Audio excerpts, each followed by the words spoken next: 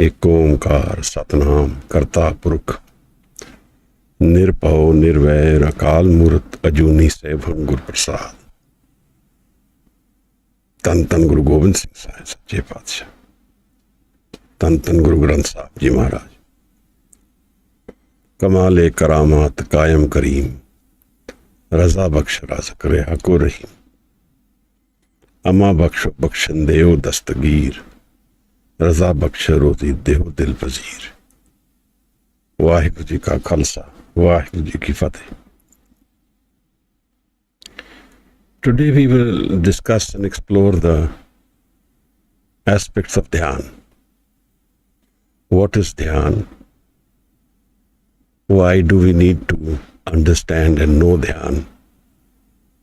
And how to do Dhyan?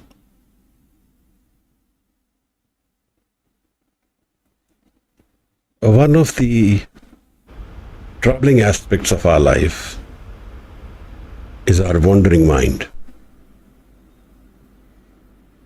A wandering mind is wandering life.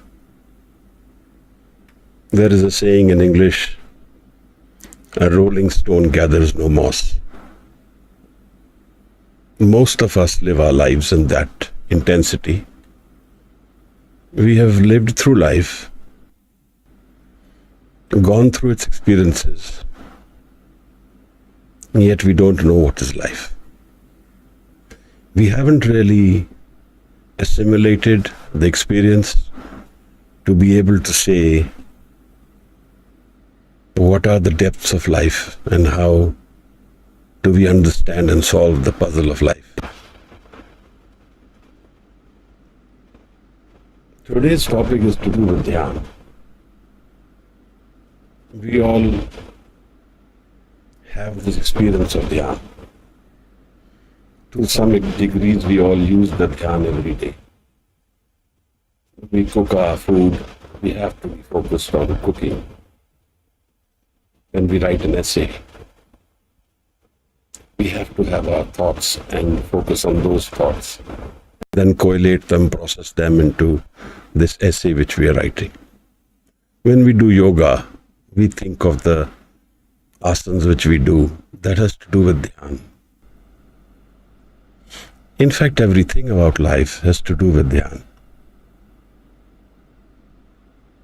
But yet, most of us don't know Dhyan. We know the wandering mind. We are wandering from one subject to another. And in this wandering, we don't really understand the vision of life, the darshan of life.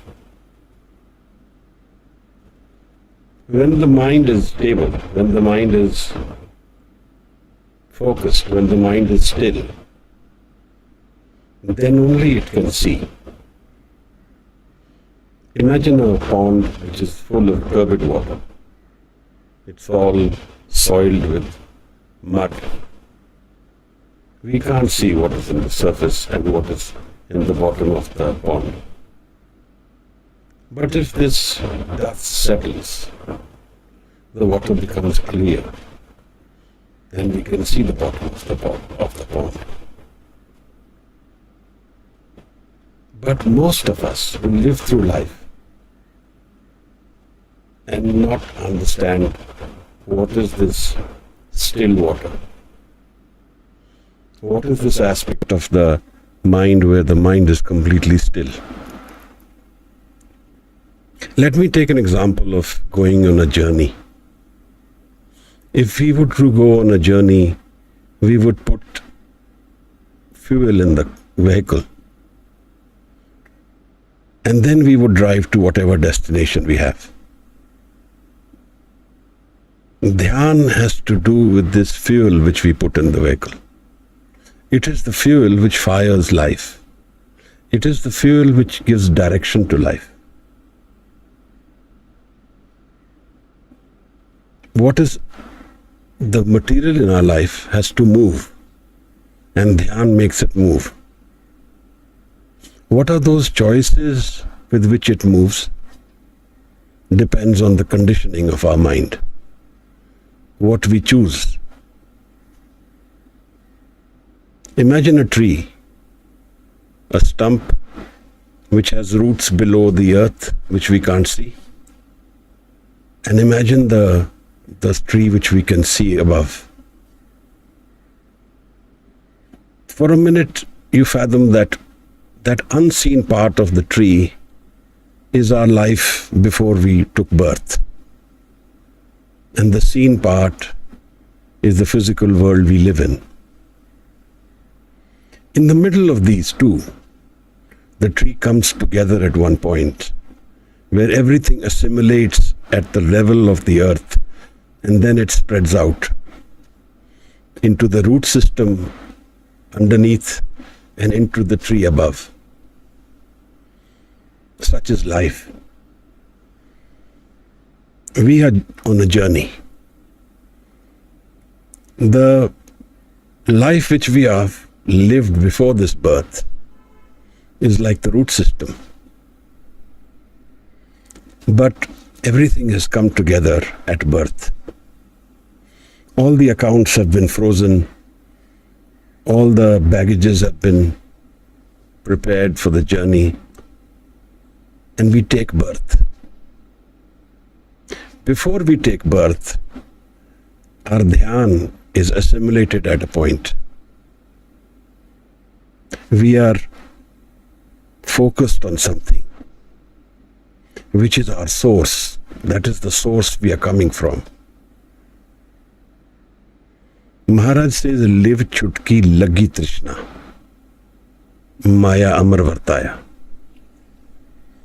At birth, our connection with our source breaks. This is a dhyan which we were all in. And then this dhyan comes into the physical body and it becomes outward looking. So now we are using dhyan in our physical life every day, but we have forgotten our source. We have forgotten where we came from and where we need to go.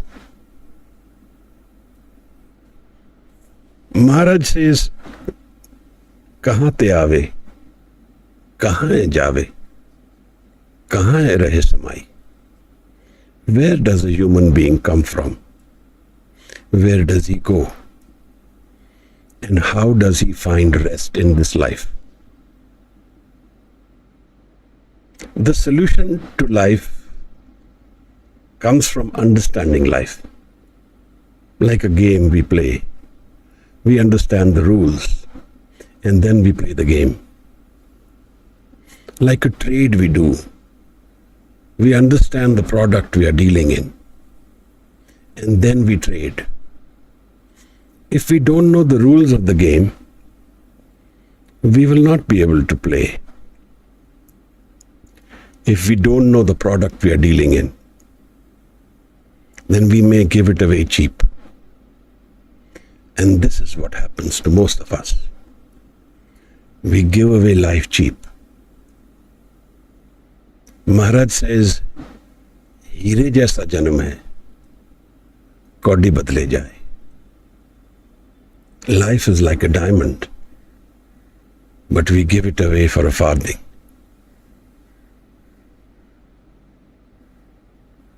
If in this lifetime we are able to understand and know Dhyan, then it will never leave us. Dhyan is one element of the spiritual journey. It is not the entire journey. But without Dhyan, there is no journey. Without the fuel, the vehicle will never move. There is no destination. We are only wandering with just creating baggages. Right and wrong, good and bad. Moving from one system to another with nothing really coming to our hands. All the wealth we may collect, all the honor we may get is only within this frame which we live in. It's a transient part of life. And without Dhyan, we can be certain we will not understand life. Dhyan, we all do. We all study when we grow up. We all play when we grow up. Everything has to do with Dhyan. Even today when we are cooking, driving, writing, taking decisions, it's all to do with Dhyan. And that Dhyan is not focused, it's random. It is like distributing energy to 100 channels. But what if I remove those 100 channels? What if I take them away? Then where do I go? That is what happens at death. Our attention will assimilate to a few points which we may have precipitated in our lifetime. Certain worries about our family or our situations which are incomplete, which we cannot leave incomplete. And we will define our past life to some extent with those incomplete decisions of life. But life is not about the physical world. The physical world is an experience we have, and it is not a permanent experience. But for a minute, the dhyan which we have, most of us will experience that dhyan through a curtain of deceit, a false curtain, so to say. What I mean by that is that most of us will go through life with thoughts as our partner. The only thing which we rarely experience in this whole life are our moving thoughts. They never stop. It can be worry, it can be imagination, it can be fantasy, it can be thinking good for someone, it can be thinking bad for someone. It can be love, it can be hatred, but it is all in thoughts. And what are the thoughts and where do they come from? If our dhyan is in our thoughts, then we must need to know what is the origin of these thoughts and what is the relationship of these thoughts and me. This is a part of the mind that we know. We know these moving thoughts are a part of our mind, but where do they come from? In the Siddh Gosht, Guru Nanak Sahib was asked a question by the Siddhs. And they asked him that what if the physical body and the heart is not there, where does the man go? Jab hai hirday deh na hoti, ta man ko thireta. Where does the mind go, Maharaj, if there is no body, there is no heart place? Maharaj says, Hirday dehna hoti odu, man sun reha baragi. Man goes into the sun avastha. Sun is our source mind, Maharaj. And the experience of dhyan is going back to our source. It's a journey to assimilate and correlate our energies away from the physical conditioning of life, and then parking it at its source. Then we will know where we came from, where we will go. Our past lives will be like a mirror. When you see someone from your past life, you will know this is from my past life. It's like a mirror. The man and the mind is like a mirror. It reflects everything which goes into it. But the dhyan is energy. And this entire creation is energy, is dhyan. This whole creation has come about out of Dhyan. So then, the source of me, my man, and this entire creation is the same. But for that, we need to know, how do I detach myself from thoughts? Maharaj says, इस मन को कोई खोजो पाई, तन छूटे मन कहाँ समाई. Search this mind. When he says search, he says go beyond thoughts. Because the thoughts have no real, they are a random movement. They don't have any real tangible experience. They are only random. Some of them are tangible, have meaning. Some thoughts even come from the beyond. They come from the spirit world. But those are very few. Most of our thoughts are just random energy wasting.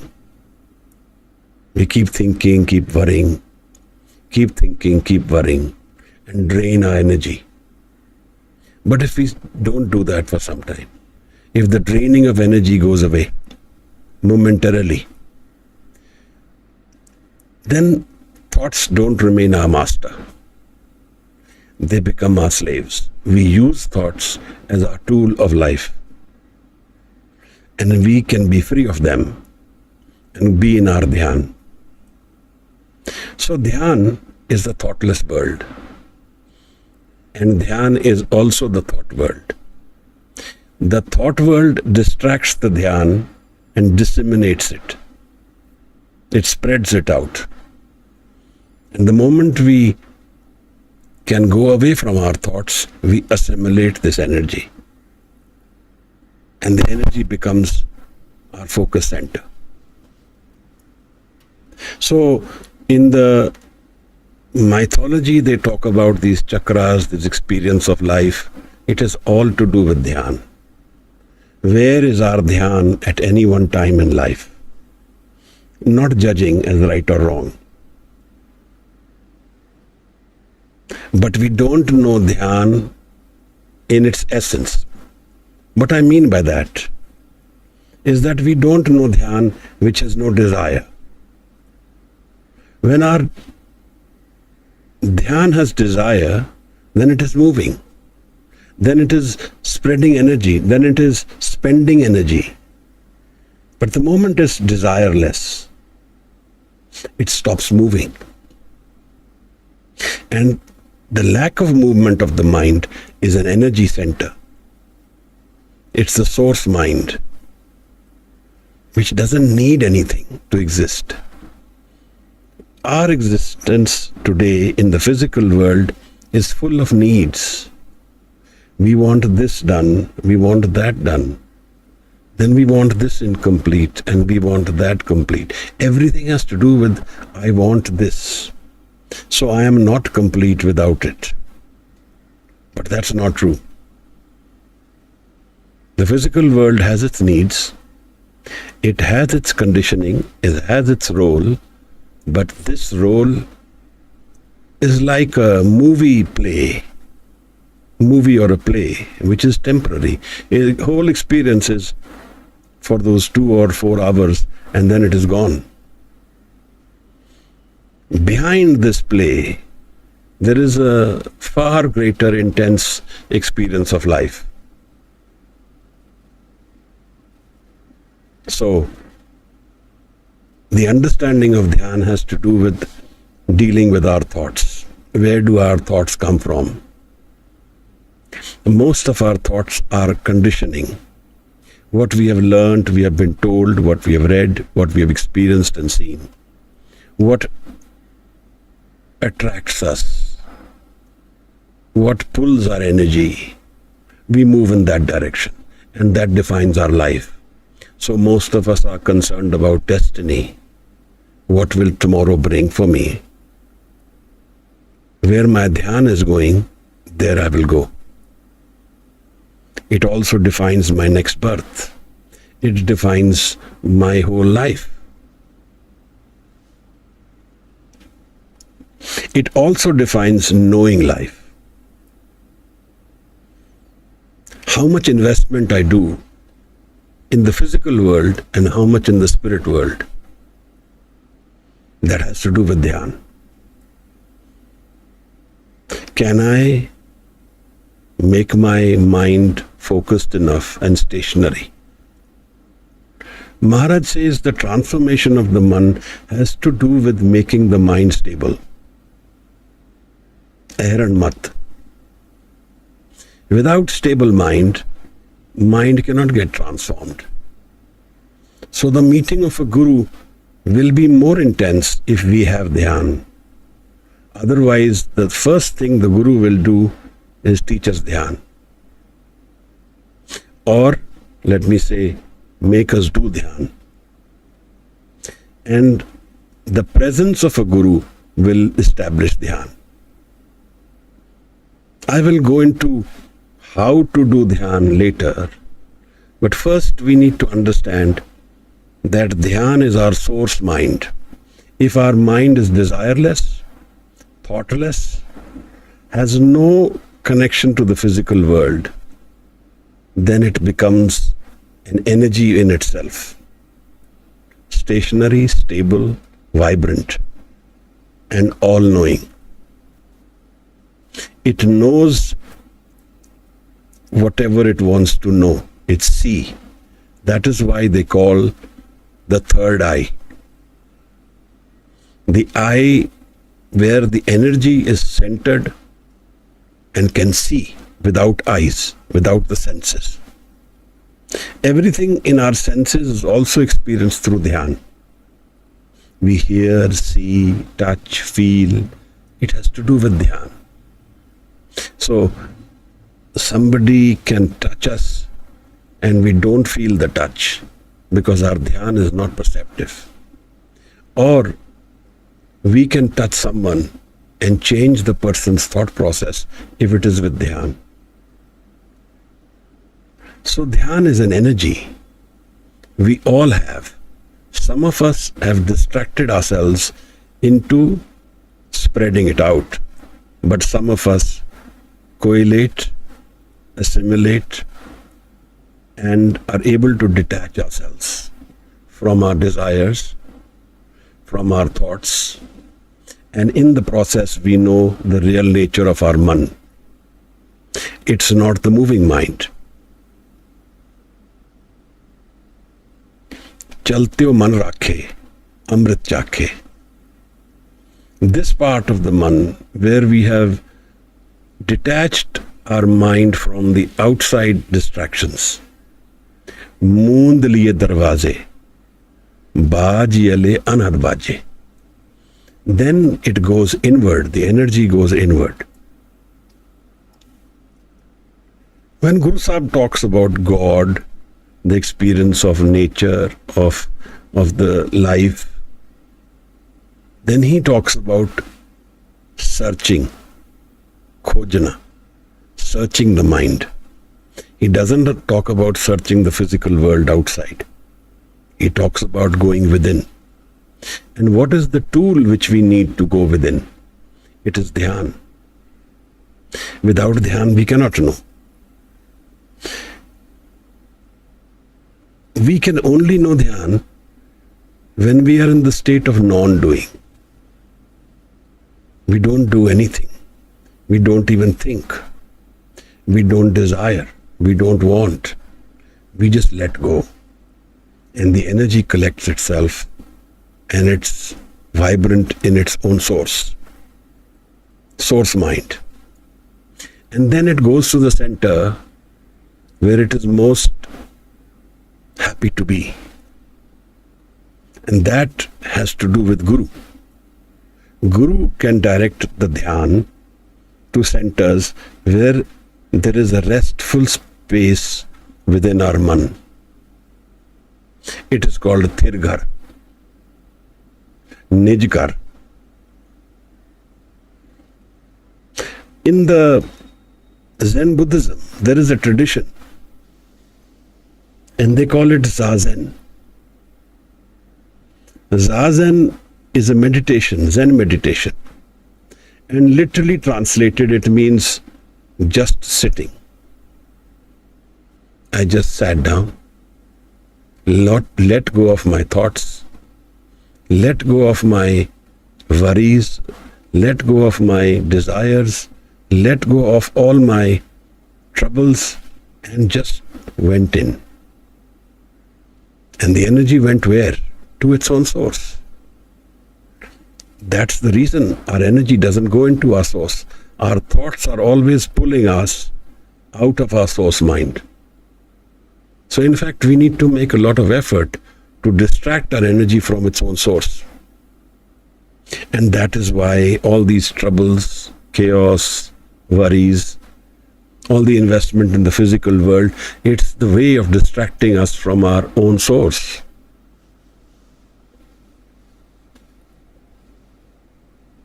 Moond liye darwaze baji ale anhad baji. And then if we go into this source mind and we know the dhyan, then we can see, then we can perceive, we can listen without the senses. We can know without the senses. So the nature of our dhyan is devoid of all connections to the physical world, even the body. And whoever has this kind of dhyan then can transcend death. But there are two aspects to dhyan. Dhyan is energy which is neutral. I can direct it with certain emotions. Hatred is one emotion. So you will see that people who are in hatred, they have more energy. They have more ability to achieve more. They will hit with force, they will fight with force. It is because of the dhyan channelized through hatred. Because hatred is the conditioning. The mind hates. Its environment is hatred. So moment it finds a hateful situation or even an escape to a hateful situation, which may not be hateful, but a release into hatred, they will take that choice. I was seeing the Kavadiyas who travel and they break up cars, beat up people, and they have so much energy. Their dhyan is waiting for hatred, not love. So love is the other energy. If there is dhyan and I channelize it through love, then it becomes a different nature. If I have to go into the spiritual world, then dhyan and love are two conditions. If I want to punish myself into the journey of the physical, then hatred and dhyan will damage me and my environment. So, dhyan and love is all-encompassing. It doesn't have any losers. Everybody is a winner. And hatred and dhyan, everybody is a loser. Now, when we have understood what is the nature of this dhyan, of the man, and that thoughts distract us, that thoughts are our curtain to distract our dhyan, then we know that we have actually not understood what is our man. We only know the surface mind. We only know the thought mind. But what is beyond the thought mind? For that we need to be thoughtless. How to be thoughtless? How to move beyond thoughts? We need some information and some training. But important thing is that we somehow understand that dhyan is an important element of life. And we focus our energy in this living lifetime to have this dhyan within us. Then all the jap, tap, puja which we want to do is done by our dhyan, and it is done without effort. So it is called Sahaj Dhyan. non-doing dhyan. What is sahaj? Sahaj is when we don't do, we just experience, where my ego is not there. So there is a relationship between dhyan and my ego. And ego is my thought world. This is where my thought comes from. Most of my thoughts come from my ego, my conditioning, what I've learned, what I think I am, what I perceive myself to be, what I want to be, what I should be, and this conflict between what I am and what I should be, this is all that drains my life. And I never reach what I want to be. I'm never that perfect human being. The thought world is not perfect. The ego world is not perfect. Ego is like that vehicle which we need to travel. And dhyan is the fuel which makes that vehicle travel. If we need to transcend the ego, dhyan is our tool. Without dhyan, we will not transcend the ego world, the thought world. And beyond this ego and thought world is the real spirit world, where we have what we are looking for. We are looking for happiness forever. We are looking for unconditional happiness, timeless happiness, where there is no death. Now, to achieve something like that, we have to invest in it. And the first thing which we need to do is to have dhyan as our element, where a person will sit down and detach himself. Moond liye darwaze. Zazen, just sitting. It doesn't need to be just sitting. It can be moving, it can be walking, it can be running. If the dhyan is now become a second nature to me, which it should be within this lifetime, then it doesn't matter how I sit, how I walk, how I sleep. I can be in dhyan constantly. And I can have dhyan on whatever subject I want. So I can do dhyan on the physical world, think of a subject, and in that perceive it, know it, and then invest in the spirit world as well. So here is the energy which is focused, not distracted, not wandering, not random, but becomes meaningful by its own ability to focus itself and have one center.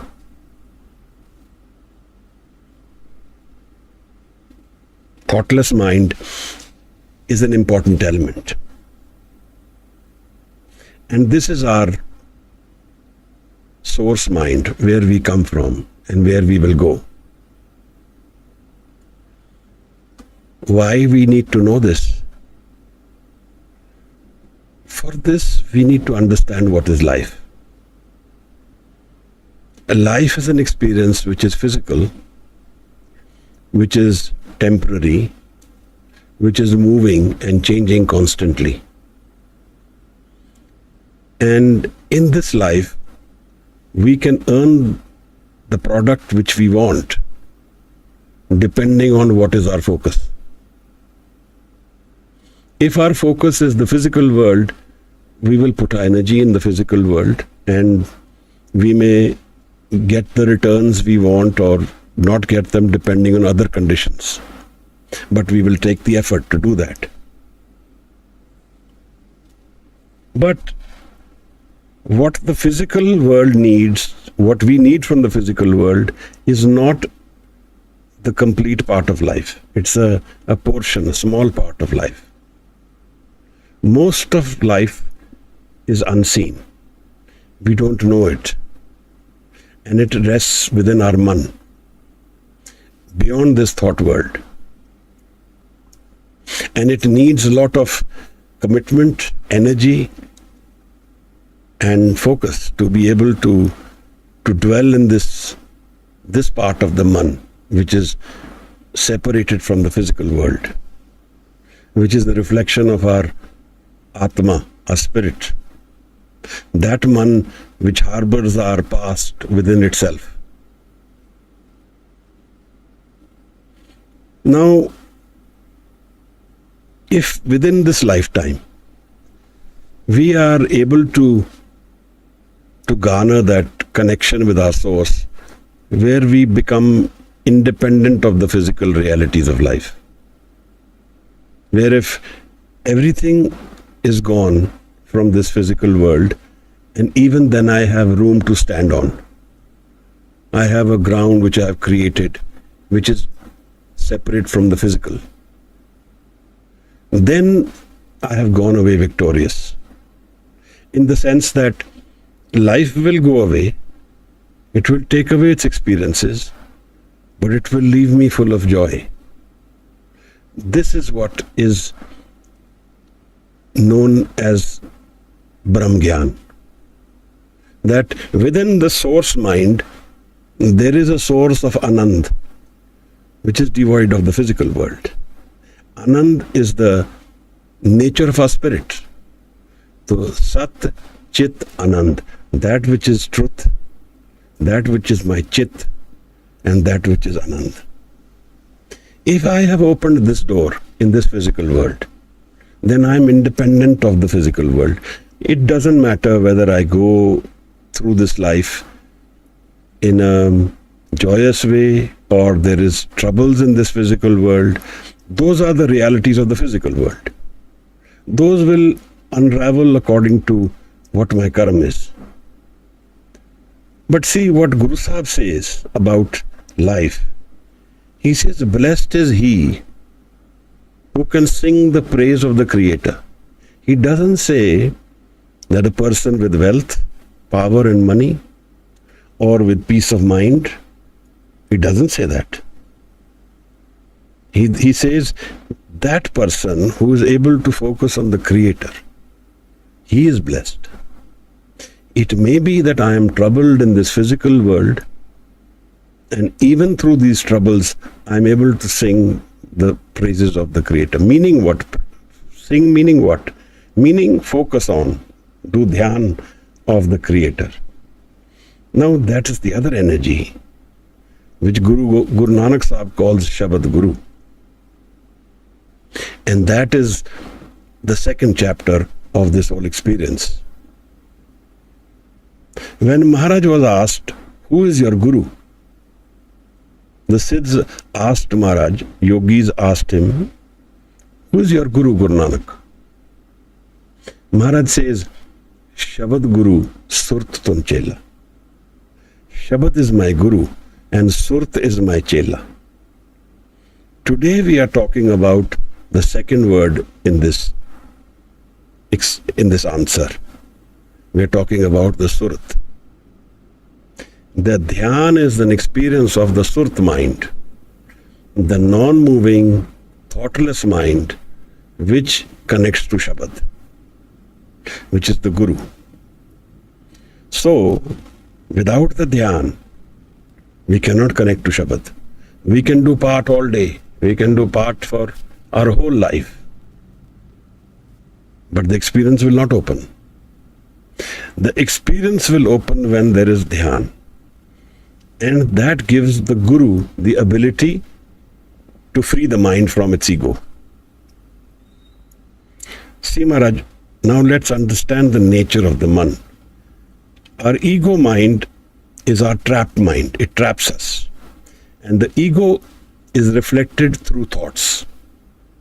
The me, I am, it's all in the thoughts, depending on my conditioning. I am great, I am moneyed, I am small, I have low self-esteem, high self-esteem, I am powerful. These are all conditionings. There is no permanent reality. In this way, we are all the same, only changing. Now, if someone lives this ego mind and dies in this ego mind, then wandering is our only experience. We keep wandering. This is what in the Japji Maharaj talks about twice. In fact, more than twice. When he says, Punni papi akhar nahe, kar kar karna likh la jao. Ape beej, ape hi khao, nanak hukmi avo jao. If you are living the ego world, your karam dictates your future. Nanak hukmi avo jao. Keep wandering. Then in the Khands also he talks about this. When he tells us that in the moving mind, there are two aspects. One is the karam and one is the nadar. The nadar world is where the surt meets its guru, where the dhyan meets guru. And then in the slok in the end, he also explains the same thing. When he says, Pavan Guru, Pani Pita, Mata Tart Mahat, Divs Raat Doi Dahi Daya, Khele Sagal Jagat, Changiyaiyan Buriyaiyan Vache Taram Hadur, Karmi Apo Apni, Ke Nede Ke Dur. Now this is the karam world, which the physical world we live in.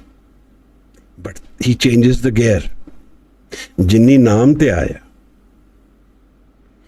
There he says, those who know naam, gaye mushakkat khal, nanak te mukujle keti chutti naal.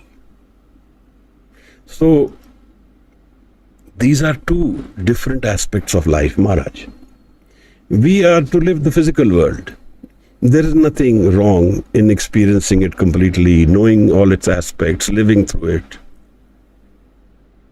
But the journey becomes more meaningful, in fact fruitful, when we can go beyond this aspect of our life.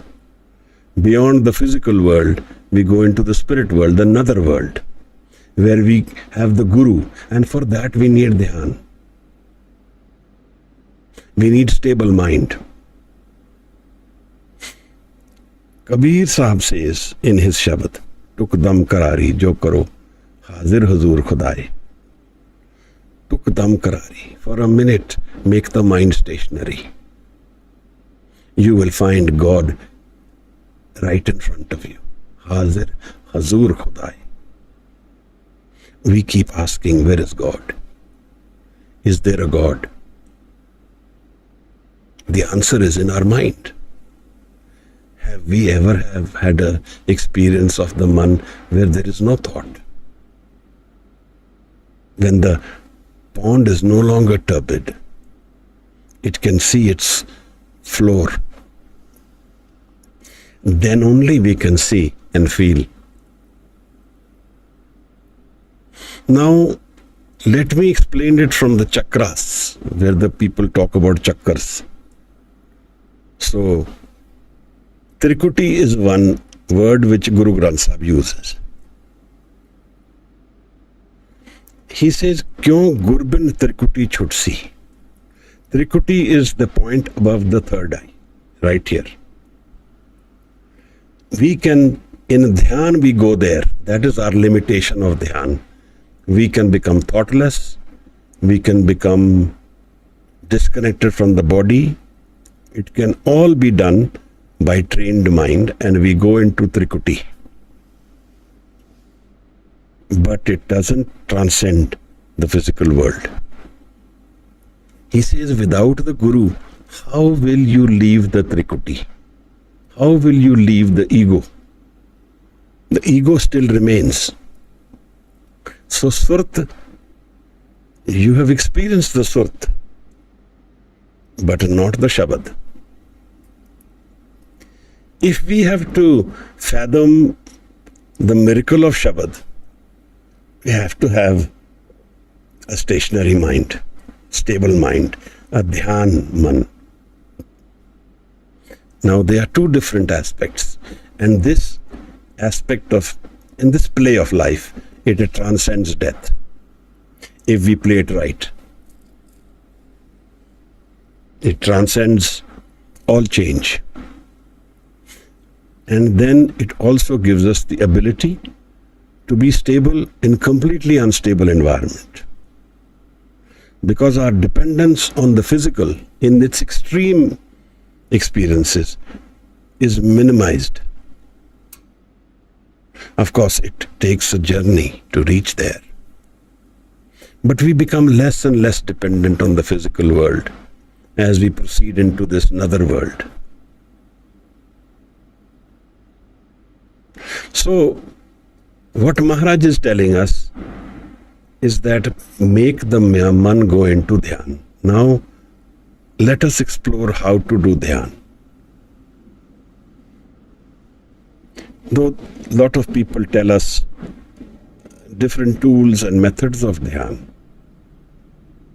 One is the simplest ways is the way of the meditation right from Gautam Buddha's time. Is watch your breath. This is one meditation which people do. When we have our thought mind running, we watch our breath and don't catch our thoughts. You see, what happens is that the thought world is defined by my ego, by me. The thoughts are created by me, and I don't know it. It has become so seamless with me that I don't even know that the thoughts are coming from my ego. That separation within our man between the ego and thoughts doesn't happen. So it becomes one. So me is my thoughts. So if I have just for an example, if I have a desire, then it becomes me. But if there is a separation between me and my thoughts, if there is a desire, then there will be a distance between me and my desire. I'll have the ability to drop the desire. If I don't have that separation, that the thoughts are me, so the question to be asked is, are my thoughts me? No, they are not. The moment we give it a separation, we will realize I am not my thoughts. So we let the thoughts flow. We let them come, we let them go. We don't hold on to them and say, this is my thought. And everything changes. And then how does he do that? He watches his breath. So one way of doing it is, first of all, when we want to sit in meditation, relax ourselves, become desireless, worryless. When we are more relaxed, we are less thoughtful. Think about the time when we were really very relaxed. We had no desire, no needs. We don't want anyone, anything. Our thoughts are dropping away. It's like pedaling a cycle. We used to pedal the cycle and the cycle moves. And we stop pedaling, the cycle drops. So does the mind drop when we stop energizing the thoughts. When I say, I am not my thoughts. But what happens with most of us is that this identification between me and my thoughts has become so strong that I don't feel the difference. My thought becomes me and it makes me travel. And it is mostly random. When I sit for Dhyan or sit in meditation, a thought will come, what will happen at work in the morning? And then I start going in that thought. Say, maybe I should tell that person this. Maybe I should do this. The thought has taken me on a trail. So the other way of doing this is close our files. Close all the issues which we have and say, okay, I will address this after an hour. For 1 hour, I am not addressing any issue of life. I am free of everything. And the best way of doing it is, I am free of me also. I am no longer me. I drop the me.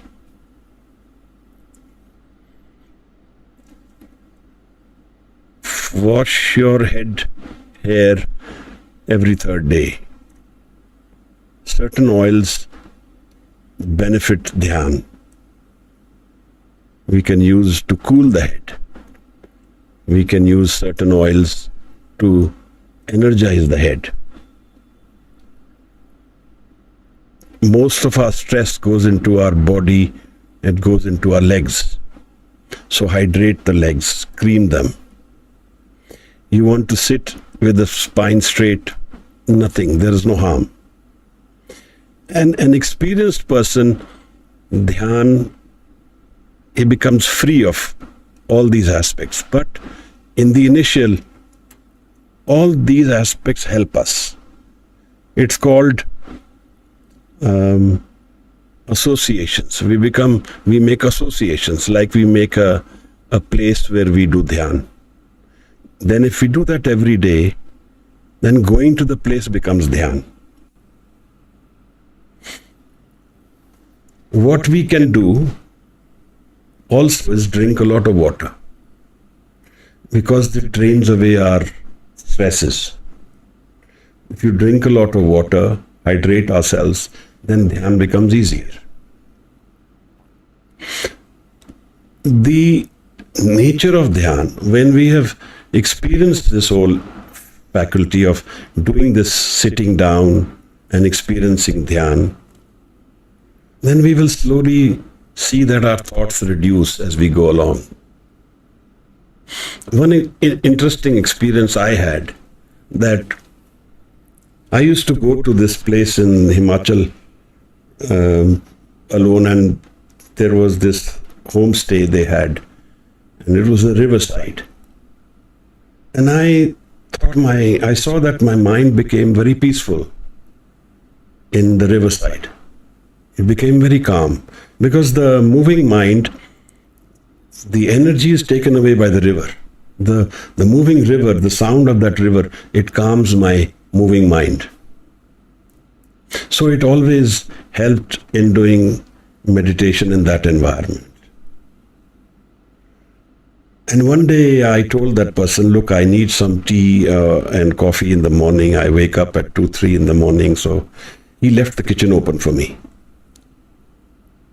The 4th or 5th day, I realized that going to the kitchen became Dhyan, because the association was happening. And I remembered this story from the Zen Buddhism, where they have this tea ceremony. They do tea ceremony in a very artistic way in Dhyan. It's called the tea ceremony. And if you're a tourist, they make us experience it and see it. Now what happens in Buddhism is that tea is their staple drink. They drink tea to do Dhyan before they do, and it is associated with Bodhidharma, the person who took Buddhism from India to Tibet, China, and then it went to the East. So tea is a part of all Dhyan ceremonies in Buddhism. And especially in the monasteries, you will see sampa, the tea leaves and butter, being cooked throughout the day. In fact, that's all their food they have. Now, when they cook this tea every day, when they make this tea every day, so making tea itself became Dhyan. So associations help. We can focus our Dhyan on any one senses. Like you can even focus on certain smells. You can have pleasant smell which helps us meditate. Rose, sandalwood, these are smells. They associate our man into the Dhyan. These are just associations. They have no real long-term meaning. But these are crutches which we use before we start to walk. An experienced person will do Dhyan without any effort, without any posture, walking, sleeping. He will be in Dhyan, or she, because it has become second nature. And in that Dhyan, there is knowledge. If we have done Dhyan and we have preserved our energy, and if someone was to come to try and meet you and is walking towards you, so someone is doing your Dhyan, you will know that someone is coming. the issue becomes that we are very distracted. Our energies are, even in Dhyan, we let go of our energy into issues. So we don't have that empowerment to be able to read our mind. Bathing before Dhyan will always help. Washing the face especially will help. It cleanses the thought process.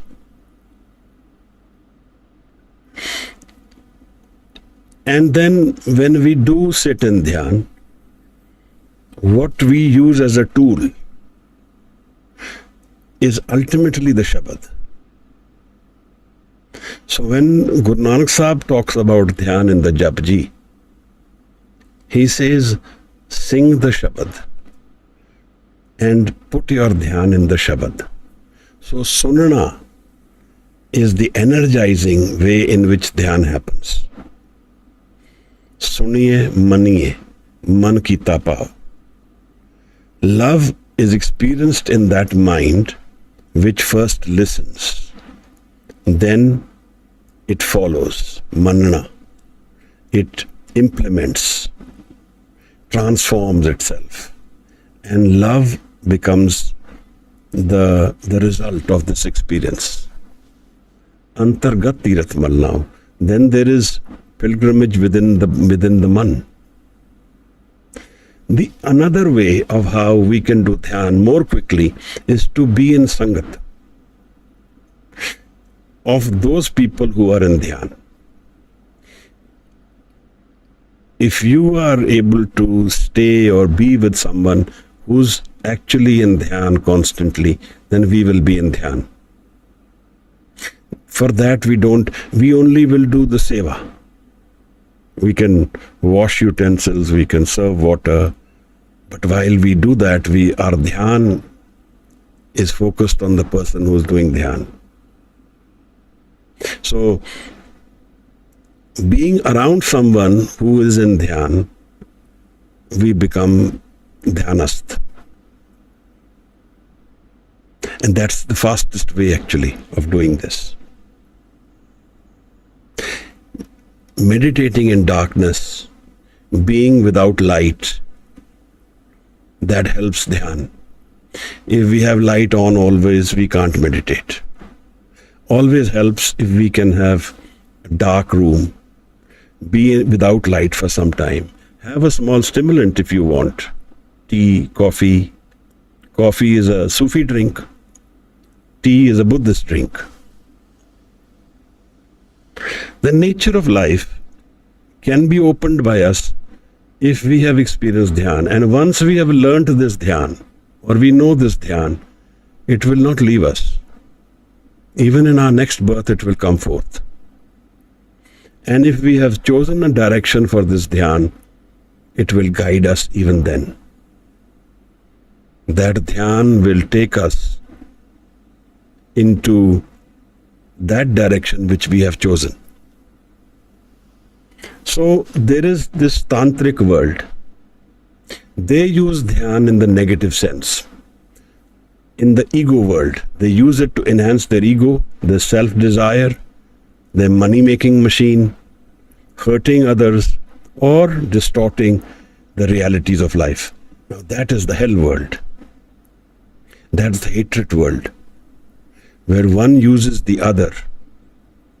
They also use Dhyan, but it becomes negative. So, being a man which is Shuddh, a pure mind, is mandatory for the spiritual journey. Shuddh meaning desireless, which doesn't have a desire to dominate the other. That coupled with Dhyan will take us into the spirit journey. If we can do it in this lifetime, there are possibilities. We have a guru, we have Shabad, we can transcend death. But don't think that it's an easy job. Don't take it lightly. Make it a project where we invest energy, invest time, invest Sangat. And once we know this Dhyan, and once the Guru and Shabad and Surt meet, then Trikuti can be transcended. The ego world can be transcended. It still doesn't guarantee no death or no birth, but it will be very close. We will be on our way. It depends on how much time this body has. So we have to think about these issues and submit our energy and commit ourselves to this as a project. That I must know Dhyan. I must experience Dhyan. And it can be done while living this troublesome world or relaxed world, depending on what our karmas are. It doesn't matter. Sometimes sukh can be a curse. Sometimes dukh can be a blessing. It all depends on how we perceive this world and how we react to it. If our commitment to the spiritual world is intense, then Dhyan is our step towards a spiritual experience. And the more adept we become in Dhyan, the more fruitful we are even as a Sikh, even as a learner. The Guru will prefer somebody who is in Dhyan. He will choose someone who knows Dhyan, because Dhyan is a lifetime experience. It's very valuable. There still may be pitfalls. Ego still becomes our problem every now and then, but we have that fuel in the vehicle to go where we really want. I met one sadhu once. He said, "Tu tehda, digda, chadda ja." You fall, but wake up and get up and walk again. Don't stop walking. Don't let go of your commitment and your inner prayer, no matter what happens. Because a lot happens in this physical world which is out of our control. But yet we know, when we have known Dhyan, when we have experienced Dhyan, then we know we have it. Then we transcend thoughts. The moment we transcend thoughts, we are worryless. In this one Shabad, which I really like, Bhagat Kabir talks about this. Ved kate biftara pai, dil ka fikr na jaye. You have studied so many scriptures. You discuss them, discourse them, debate them, but your worries are not gone. Tuk dam karari jo karo, हाजिर हुजूर खुदाए. बंदे खोज दिल हर रोज, ना फिर परेशानी माए. Search your man, go beyond your thoughts, then there are no worries. Now, I'm not saying that be without worry throughout the day. I also worry. If we have to live the physical world, you have to worry about certain things, certain aspects. You need to worry, and that is our tool. But do we have some time in the day where we give up this worry, where we are free of it, where we say, okay, these hours, I'm going to live the spirit world, and I will live the physical world the rest of the time. And our whole life gets defined. Our journey gets guided by the spirit world. It doesn't leave us. Whom we call God, Creator, Allah, Ram, whatever. That energy then starts guiding our life. And Guru Maharaj in Asadivar, there is one line in which he says, "De lambi nadar nihali hai." Have a vision beyond death about life. Most of our vision of life is up to this physical world. We don't have a vision beyond it. And Dhyan can give us that vision. Dhyan can give us experiences. I don't think that experiences are so relevant, but Dhyan can give us transcendence from the physical world. It makes us transcend the changing mind. It can give us the experience of Anand and Shabad. Because we are not focusing on Shabad today, we are discussing Dhyan. So one of the ways is watch your breath. That is one way. The other is to meditate on Shabad. Gaviye, suniye, man rakhiye pao. While you sing it, listen to it. That takes our mind into Dhyan. Transforms the mind, changes the structure of the mind. We give it 5, 10, 15, 20 minutes. If our mind is very fluid, very moving, very distracted, then use the breath. Use Vaheguru Shabad as your breath stimulant, in and out. It stabilizes the moving mind. And then go into Dhyan. One of the reasons I have done this talk today is to make us understand that we have to make Dhyan our project. Without Dhyan and Shabad, this life cannot be understood in its completeness. So try and give this Dhyan aspect a commitment. Make it as real as possible. Give it energy, time, knowledge, research. I think we have taken 1 hour in the talk today. I would like to welcome questions, because this is a very open subject. If you have any questions about Dhyan or how and what to do in Dhyan, please raise your hand. If you are in YouTube, you can write out the question and we will read it out here in Zoom. I hope I was of help. Do forgive my errors.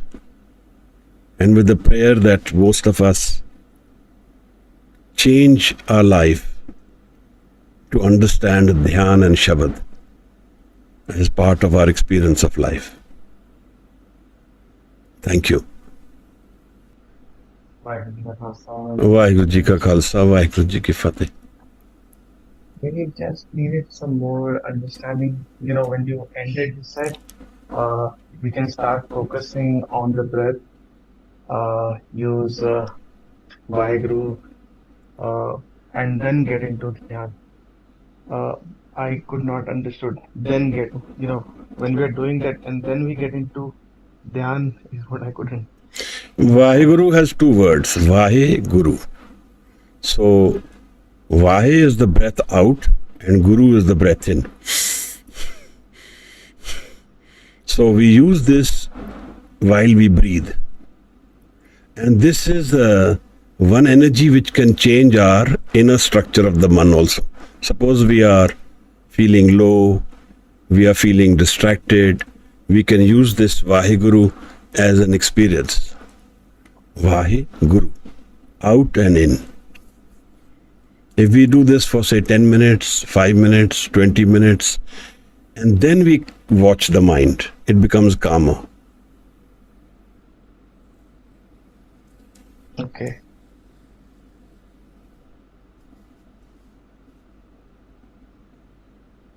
Try it and see. Ji. So we actually tried doing that.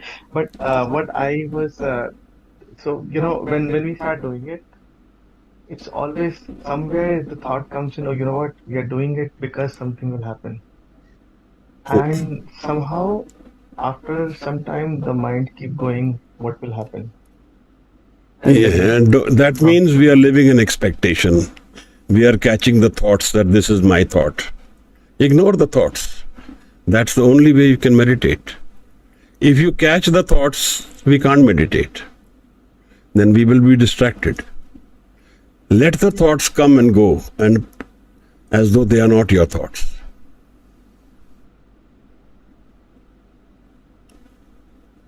Yes, Guruji. Let the thoughts happen. Don't try and suppress them, but don't hold on to them either, that this is my thought. This will happen, this will not happen. It's a thought. Where is it coming from? The ego. The ego wants expectation, wants results. This is how we have been conditioned. So that is what we keep seeing. Ignore these thoughts. Ignore all thoughts. Focus on the Shabad. How are you focusing on Shabad if you are focusing on the thought? You can't do both. If you focus on the Shabad, you will not be able to focus on the thought. That means you are not focusing on Vaheguru, the Shabad. If you are focusing on Vaheguru, then you cannot focus on the thought. It will come and go. Yes, and the experience is more like on and off. You try doing it, and then It's all right. On and off is fine. you keep coming back. Because we have not lived in that environment, it takes time for us to get used to that environment. It's okay. On and off is fine. Don't sit in expectation. Just do it out of love. And once we get used to that environment, then it becomes easier as we go ahead. Initially, it's difficult because our feet are stuck in ego. We are already submerged in the ego and stuck in that. Hum dekhe ta doobi ele.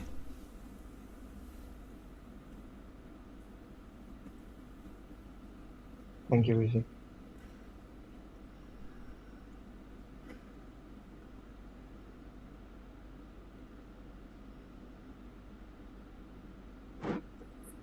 Very right also. Vaheguru ji ki false. Vaheguru ji ki fateh Maharaj. He said do it out of love. So how to cultivate or how to create or how to bring that love in ourselves? Love is not to be cultivated by us. Love is a ever-present energy of our spirit. We just become thoughtless and love will find its way. Love is our inner reality. The nature of our soul and spirit is love. It's not hatred. We just focus on the Shabad. And love will find its roots. Love will find its expression.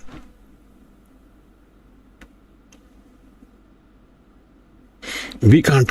If the ego cultivates love, then it is with hatred. It's not about the ego, it's about letting go. It's not about doing, it's about non-doing. Don't do anything. Just let go.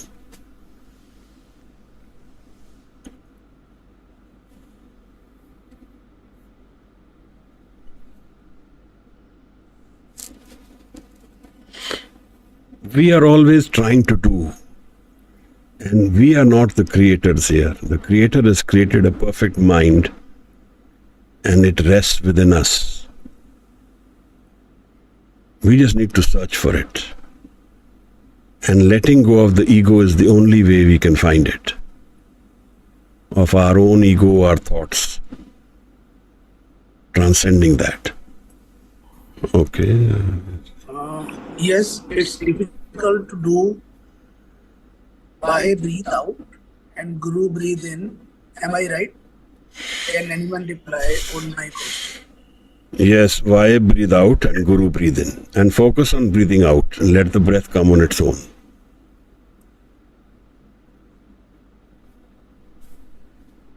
Throw the breath out. Focus on that.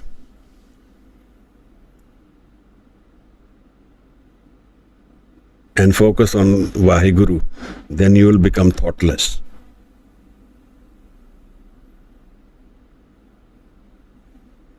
Yes, we can practice it, but online practicing may not be the best way. Maybe we can do it.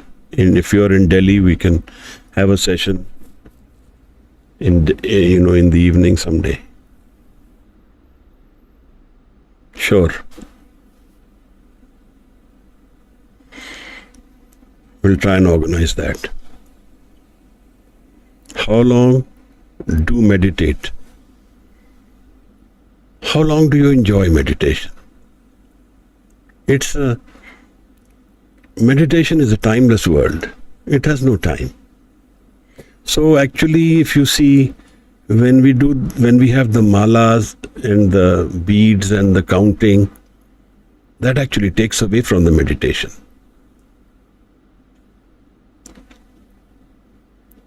There is joy and peace within the man in the meditation. Meditate how long you enjoy it. How long you can be. And actually we can call for it, pray for it, ask for it. If you really ask me, those who have meditated, their life is meditation. They are doing everything in Dhyan. Their Dhyan is their life. In fact, a small portion of their life they break away from meditation, but otherwise they are always in meditation. I lived 5 years with someone who was deeply meditative, and being around him made me meditative. I used to just be around and do menial tasks, clean the room, give him water, cook the food sometimes, be his driver, take out the clothes when he's dressing up. And that was my Dhyan. Everything was in Dhyan. Because he was in Dhyan always. Will it not be easy to meditate if the speed of breath in and breath out is deep and slow? Yes. The idea is to meditate. Now there are two things. Some people focus on the breath and they wait for it to impact the mind. But if we are meditative, the breath is controlled by the meditation. I don't know if you can understand what I'm saying. If I am in Dhyan, then my mind will be restful and the breath will be restful. So people try and make the breath slow and then make the mind restful. That is also doable, but I think the more realistic aspect is if the mind is in Dhyan and it is restful, the breath becomes restful. We don't have to focus on the breath then. If you are in Dhyan, you are detached from it all. Just last question. In case we do reverse Vahe breath in Guru, breathe out, will that make any difference? I am not sure. I have not done it like that. I was told to do it this way and I did it that way, because whenever we start meditation, we always tend to breathe in. Yes, that's true. But there is a reason I'm saying breathe out. There is a very big reason for why I'm saying don't focus on breathing in. Breathing in says I am. Breathing out is saying you are. It reduces the strength of the ego. There is a saint from China, Lao Tzu, and Tao Te Ching is like a religion in China. He used to have this meditation. He used to say, just breathe out and don't breathe in on your consciously. Let it happen unconsciously. Just throw your breath out. Breathing out is like reducing the ego, the mind strength. Breathing in is saying I am. Ji.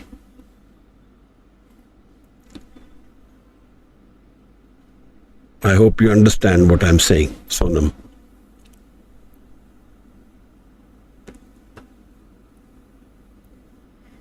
Good. Ji. Any more questions?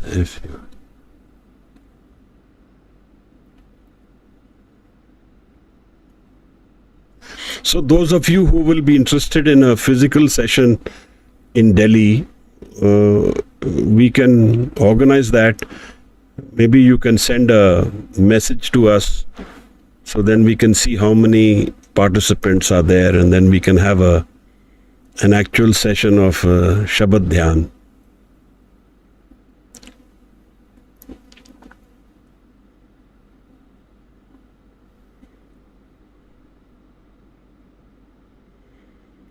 So I think you need to send messages on the WhatsApp group. That may be easier because we don't record this and save the messages in Zoom.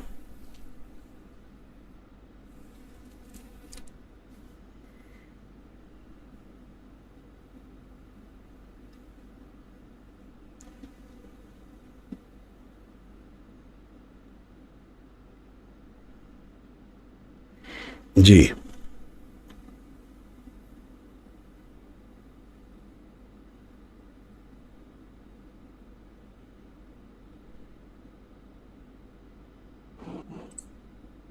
Sonam had something that if we,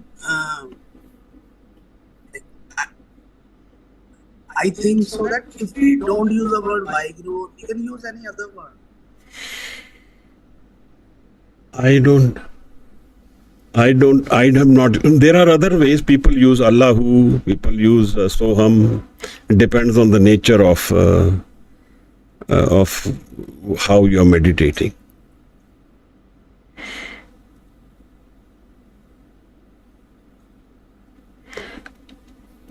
Somebody has raised a hand. Mandeep Kaur.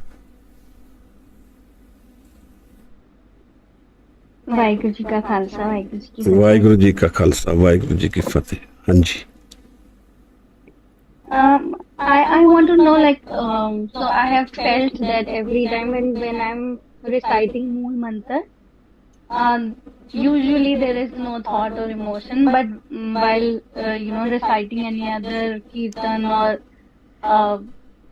so suppose the Shabad says something like asking for Naam, or the Shabad may say that I want Sangat or something like that. The emotions get attached to it, but I always feel that while doing kirtan or while listening to it, mind gets more focused in that as compared to just saying just like that.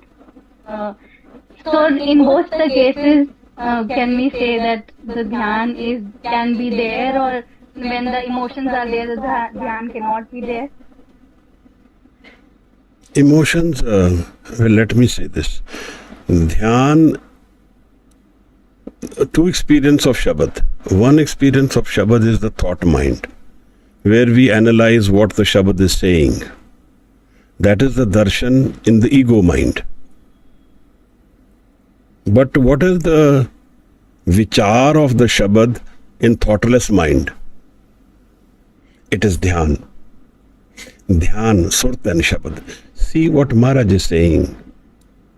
He says there is no ego in that state. So who is questioning, who is thinking, who is the emotions? There is no me.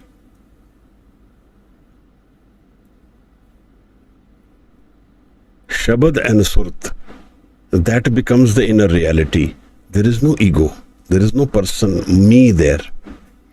As the moment me comes into the picture, Naam is gone. Either Naam will be there or ego will be there. Home naame naal birod hai. Doye na bas ek thaye. So do Shabad Dhyan, thoughtless mind. Shabad Vichaar in the thought mind. They both have their relevance. Can I give you an example what I was trying to say? So the line, suppose the line says, Apni Kirpa Tar. While reciting the Shabad, I'm I'm saying this line again and again. There is no thought as such. I'm not thinking anything like there's no vichar of me doing anything. The line, whatever the line is, I'm just reciting that. The emotion will get attached if I am seeking the same thing. Suppose the Shabad says, "Kirpa apni tar," and Emotions, I'm if reciting. there are two sources of this emotion. One is the emotions like we call love. Love is the reality of the inner mind. One is the ego mind, which is saying, I love. These are two different natures of love. In the ego mind, there is no absolute feeling. Now, what I think you are saying is that I also feel emotional. Now, if the emotion is there, then that is fine. There is love you are feeling. That is fine. Hanji. That is the miracle of Shabad. Love is the reality of the inner mind. Love, Anand, and egoless mind, thoughtless mind. And only the Guru's meeting makes this happen.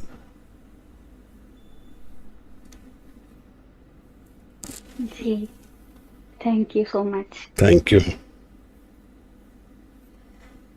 Maharaj.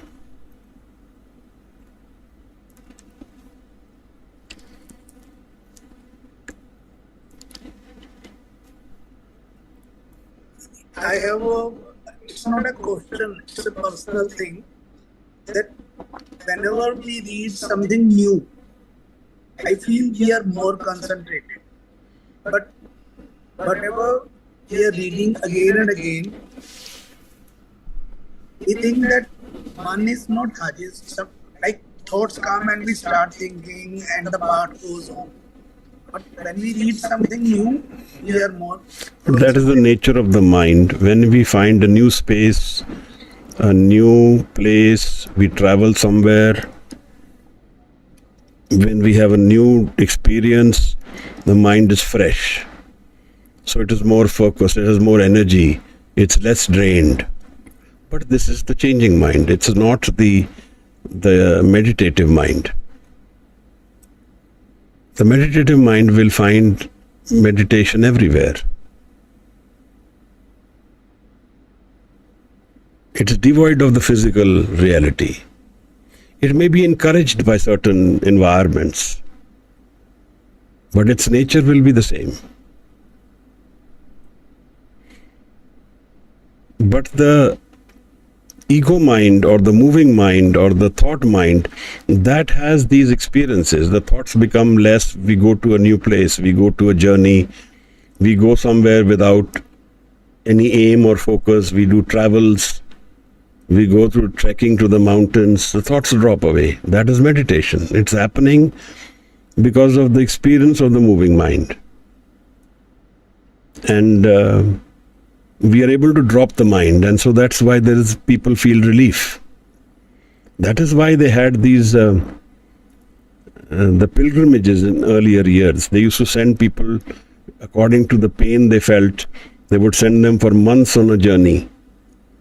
Now, walking for 2 months, all the pain will go away. We're just walking.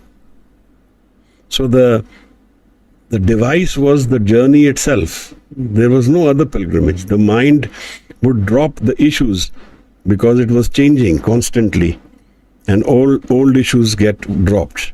So the pilgrimage had its effect on the mind. They would be relaxed. The pain will go away. That would be one method in which how people would try and heal the other. So you go for a 1-month journey somewhere. So all my pain, my chaos, all that will drop as I keep walking away on a journey. Vaheguru Ji ka Khalsa, Vaheguru Ji ki Fateh. Thank you so much.